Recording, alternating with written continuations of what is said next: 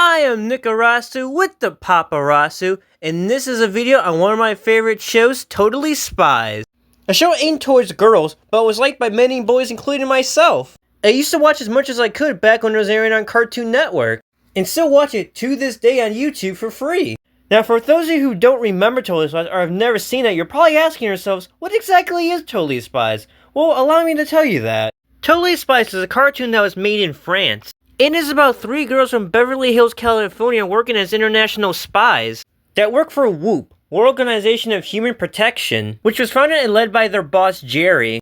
Jerry gives them the details of the mission and supplies them with gadgets that prove to be really useful in the missions. And all the gadgets they had looked like beauty appliances. Their main gadget is the compounder, which is used for many things, such as communicating with Jerry or each other. They're also able to use the compounder to instantly change their clothes.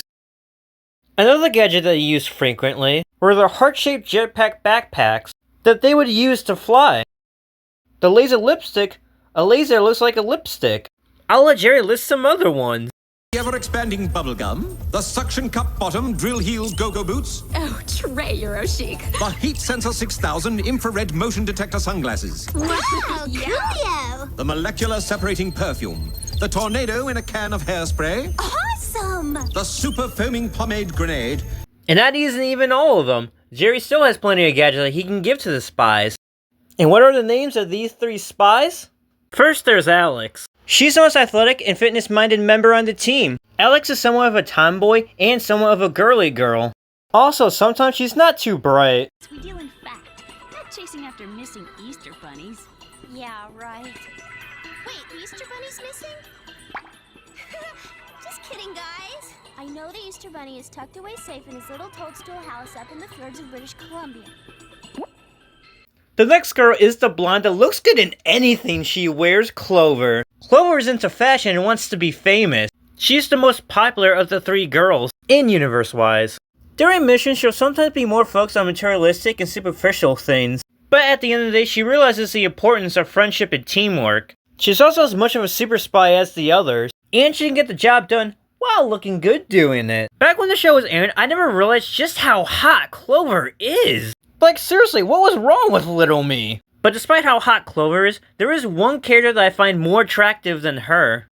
The third, the final, and my favorite of the spies, Sam. Sam is the brainiac and the leader of the team. I've had a crush on Sam ever since I first got into the show. And this is what my reaction to her has always been. Easy, easy, big fella. Easy, big fella. Sam's got it all. Brains, beauty, and has been trained to be good at whooping some ass. While Sam, Clover, and Alex aren't off being spies, they live a normal life, attend high school and are currently in college, participate in school events, like one example, participating in science fairs, or sporting activities such as cheerleading. They also do tons of other stuff outside of school, like going shopping. As for the villains they face, a lot of them are just wacky, but they'll come with some diabolical plan for the absolute most pettiest reasons. These villains are so lame that the spies themselves think that these villains are so lame. Is it me, or do the villains of the world just keep getting wackier and wackier? They're the wackiest. Good thing we're secret agents, or else our job would be way too embarrassing. But not all of the villains they face are totally lame. There's actually a few that I like, such as Tim Scam.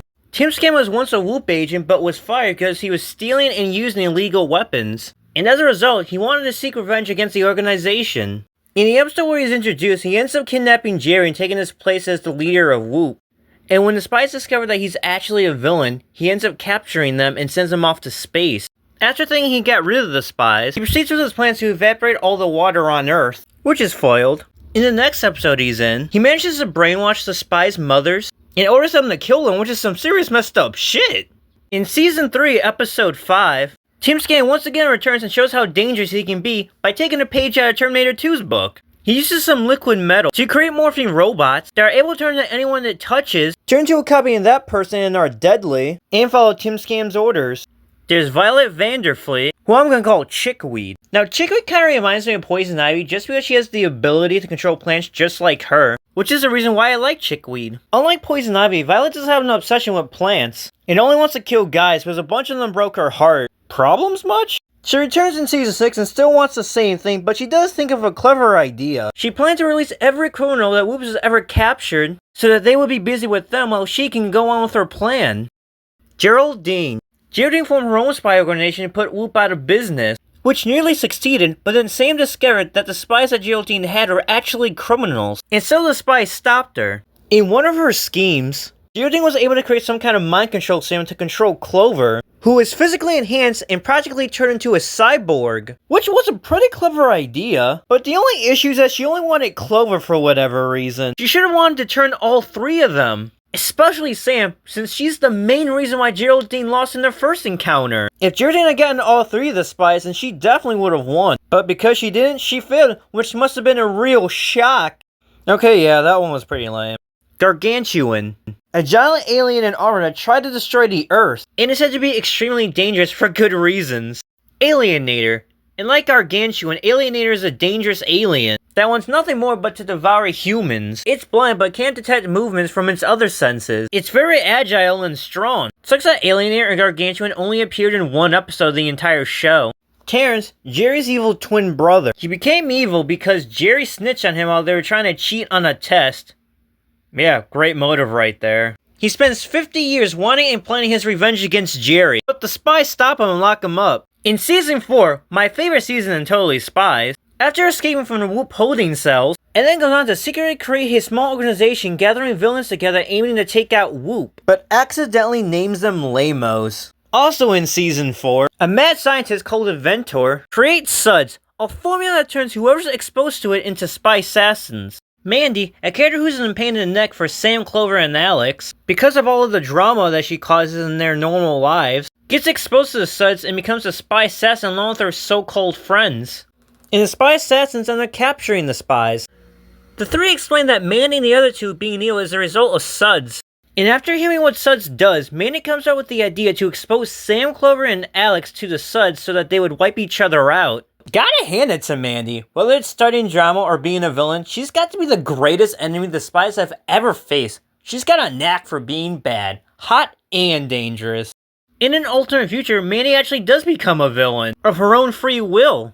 Her goal was to brainwash everybody so that they can all worship her as the #1 celebrity in the world. Not a bad goal. Mandy had even managed to capture the spies of her time. She would have succeeded if the spies had not accidentally traveled to the future. Definitely the best villain. Something I've always liked about Totally Spies that was different from other cartoons, as far as I'm aware of, is that Sam, Clover, and Alex always wore different outfits in episodes. This made the show feel a bit realistic. I had never seen this in a cartoon before or ever since. You gotta give credit to the artists. I couldn't even imagine what it was like having to do this not only for different episodes, but within the same episode. Marathon Media, the show that owned Totally Spies, had other shows, such as the spin-off to Totally Spies, The Amazing Spies. Martin Mystery, which takes place in the same universe as Totally Spies.